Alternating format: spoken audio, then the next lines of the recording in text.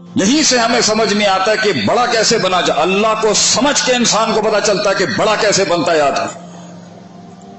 وَلَهُ الْمَثَلُ الْأَعْلَىٰ, اللہ کے لیے اعلیٰ ترین مثالیں. لَيْسَ كَمِثْلِهِ شَيْءٌ, اللہ کو مخلوق پر قیاس نہیں کیا جا سکتا, لیکن سیکھا اللہ سے ہی جائے گا کہ بڑے اور چھوٹے کا امتیاز کیسے رکھا جاتا ہے. تو 3 لیولز پہ اللہ نے اس کو زیادہ دیا نہیں کچھ, اور یہ اللہ کی شان ہے کہ اللہ ہے. جب اس نے اتنی بڑی بات کر دی تو جواب لازم تھا, اور وہ لازم ہی تھا جب اللہ نے کہا کہ تو چیلنج کیا کرتا ہے, میں چیلنج اور بڑھاتا ہوں. وَاسْتَفْزِزْ مَنِ اسْتَطَعْتَ مِنْهُمْ بِصَوْتِكَ, میں تجھے آواز کی طاقتیں دیتا ہوں جو اس کے پاس تیرے خلاف نہیں ہوں گی. میں تجھے طاقتور کرتا ہوں اس کے مقابلے میں, یہ کیا تیرے مقابلے میں طاقتور ہوگا. وَأَجْلِبْ عَلَيْهِمْ بِخَيْلِكَ وَرَجْلِكَ, میں تجھے پیادوں کی فوج دیتا ہوں, میں تجھے کثرت الرجال دیتا ہوں, میں تجھے ایسی آرمیز دوں گا جو اس کے پاس نہیں ہوں گی. وَشَارِكُمْ فِي الْأَمْوَالِ وَالْأَوْلَادِ, اور میں تجھے اس کی مال اور اولاد میں شرکت کے لیے میں اجازت دیتا ہوں. ہوگی اس کی اولاد مگر تو ہوگا پیچھے, ہوگا اس کا مال مگر تو ہوگا پیچھے, جا تجھے اس کی بھی اجازت دی. وَعِدْهُمْ, اور تجھے اس کے سینے کے اندر وسوسے دینے کی بھی طاقت دیتا ہوں میں تجھے, اور تو اس کو وہاں سے دیکھ سکتا ہے من حیث لا ترون, جہاں سے یہ تجھے نہیں دیکھ سکتا. اور یجری کمجری دم کے مصداق میں تو اس کے خون میں داخل ہو سکتا ہے, یہ تجھ میں داخل نہیں ہو سکتا. چیلنج ہم بڑھاتے ہیں, تو کیا بڑھائے گا. اب میرا اعلان سن, اللہ نے پھر کہا, اور میں یہ بھی نہیں کہتا کہ تو سارے کے سارے بچ جائیں گے, جو تیرے پیچھے لگ گئے کہانی وہیں ختم, میں جہنم کو بھر دوں گا اس سے. میرا چیلنج سن, تمام انسانیت کو لے کے میرا چیلنج نہیں ہے. ان عبادی, یہ عباد کے لفظ کے ساتھ جو یا متکلم کی لگی ہے, سارا فلسفہ اس جنگ کا اس کے اوپر ہے.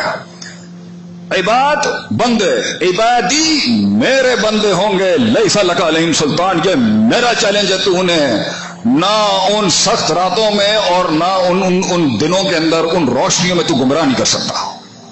یہ میرا چیلنج ہے تجھے. وہ ان دیکھے اللہ, ان دیکھی جنت, ان دیکھی جہنم, ان دیکھے فرشتے اور ان دیکھے جنات کے بعد بھی وہ میثاق پورا کر کے دکھائیں گے تجھے. یہ میرا چیلنج ہے. جا. تو یہ کائنات کے وجود کے اندر اگر وزن ہے تو صرف اس قوم کا ہے جس نے اللہ کے اس چیلنج کی لاج رکھی ہے آج تک. اور یہ اس دنیا میں آنے کے بعد یہ سلسلہ اختیار کو استعمال کرنے کا اور اس اختیار کو اللہ کے مطابق استعمال کرنے کا, یہ صدیوں سے چلتا آ رہا ہے ایک پیڑھی سے. جس دن یہ ختم ہو جائے گا یہ کائنات بھی ختم ہو جائے گی, اور اللہ فیصلہ کر دے گا کہ بس سور پھونک دیا جائے. اب ہماری عزت کی لاج رکھنے والے اب ختم ہو چکے ہیں اس دنیا میں.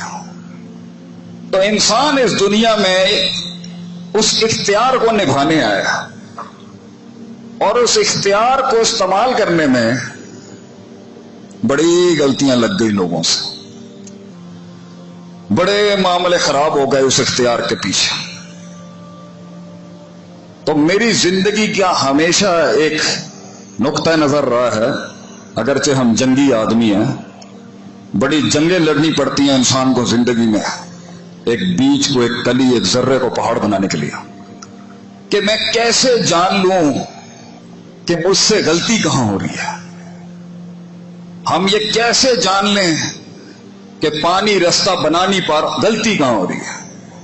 اگر 600 پر والا آج بھی زمین پر ہماری نصرت کے لیے نہیں اتر رہا تو کیوں نہیں اتر رہا. حق قلت کا شکار رہے گا, اللہ قلیلہ کھڑی ہے قرآن میں, لیکن لازمی نہیں ہے کہ حق اپنی بات نہیں منوا سکے, حق اپنی ترویج نہ کروا سکے, حق اپنی تشہیر نہ کرا سکے, یہ بھی ممکن نہیں ہے. تو نوح علیہ السلام کے 18 کے ایمان لاگنے کی دلیل کے اوپر اکتفا کرنا بھی ٹھیک نہیں ہے ایک لحاظ سے. حق میں اتنا دم ہوتا ہے کہ وہ مجمع کو قائل کر کے جاتا ہے, سچائی کلیجے دھڑکا کے جاتی ہے, لوگوں کے اندر ایک احساس بن کے جاتی ہے, لفظوں کو ایک کلام بخش کے جاتی ہے, کلاموں کو کتاب بخش کے جاتی ہے, وہ سچائی ہے. تو یہ کیا ہوا کہ ذلتوں کے انبار ٹوٹ پڑے ہم پر. جنہوں نے 3 بر اعظموں پہ راج کیا ہو وہ 3 فٹ دنیا نہیں سنبھال پا رہے.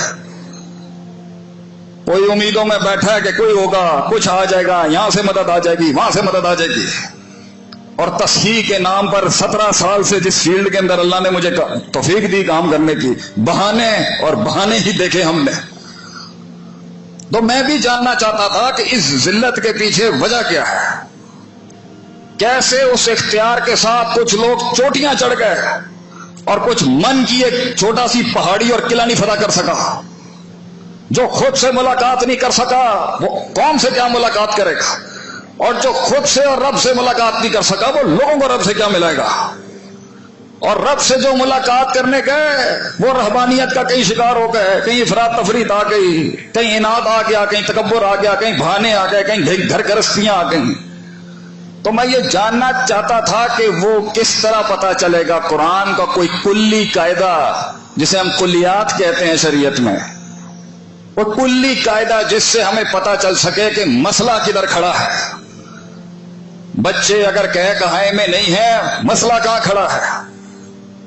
ٹاپ مینجمنٹ، ٹاپ لیڈرشپ، اعلی قیادت اگر چھوٹوں کے ساتھ ہم آہنگ نہیں ہو پا رہی، کیا مسئلہ ہے؟ ہمارا بول بک نہیں رہا، کیا مسئلہ ہے؟ ہماری قیمت نہیں لگ رہی صحیح، کیا مسئلہ ہے؟ ماں بیوی گھر گرستیاں پڑوس علاقے میں ایمان کا وہ ٹیکا نہیں بن سکا، کیا مسئلہ کیا ہے؟ وہ معصوم مکے کی گلیوں میں گھومنے والا وہ معصوم پوری دنیا کو ایک دستخط دے کے چلا گیا علیہ الصلوۃ والسلام، اور میں اپنے من کے اندر کے جن کو قائل نہیں کر سکا، کیا مسئلہ ہے؟ تو اللہ نے قرآن کے اندر ایک ایسی آیت دکھائی اور سمجھائی جس میں اللہ کہتا ہے کہ یہ ہیں 3 محل جہاں پر غلطی ہو رہی ہوگی کہیں نہ کہیں۔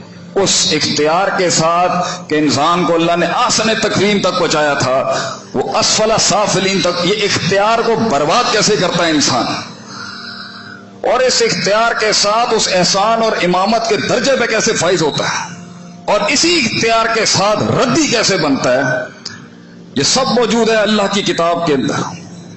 تو اللہ تعالیٰ قرآن میں فرماتا ہے کہ لَقَدْ مَنَّ اللَّهُ عَلَى الْمُؤْمِنِينَ إِذْ بَعَثَ فِيهِمْ رَسُولًا مِّنْ أَنفُسِهِمْ۔ انسانوں پر، کائنات پر ہمارا تو ایک احسان ہے کہ ہم نے بنا دیا تمہیں، پھر اس کے بعد اس سے بڑا احسان کیا ہے کہ ہم نے تمہیں اختیار دیا کہ جاؤ ہماری تعریف کر کے دکھاؤ۔ اگرچہ نبی صلی اللہ علیہ وسلم فرماتے تھے اللہم لا احصی ثناء علیک انت کما اثنیت علی نفسک، اللہ میں تیری وہی حمد کرتا ہوں جو تیری خود تو کر سکتا ہے، کیونکہ تجھ سے زیادہ تجھے کوئی نہیں جانتا، میری وہی ڈال دے جو تو خود کرتا ہے۔ تو اس کے بعد اللہ فرماتا ہے کہ میں نے تمہیں اختیار دیا، اور میں نے اس اختیار کے بعد تمہیں تمہارے نفس کے حوالے نہیں کیا۔